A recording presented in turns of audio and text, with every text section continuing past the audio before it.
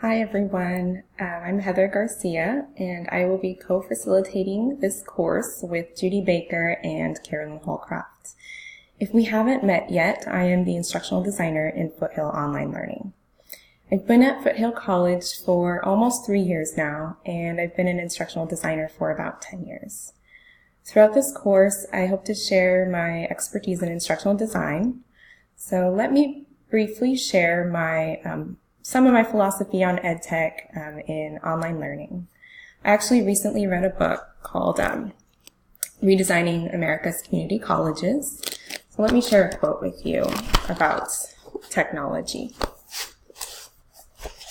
And it says, "Overall, the message we take away from research on the effectiveness of educational technology is that technology is not a method of instruction.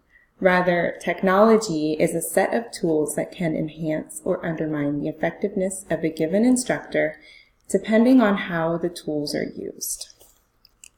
So, throughout this course, let's explore how to become better online teachers and use educational technology that enhances your teaching online and improves the student experience and the student outcomes in your courses. I look forward to exploring this and other topics with you.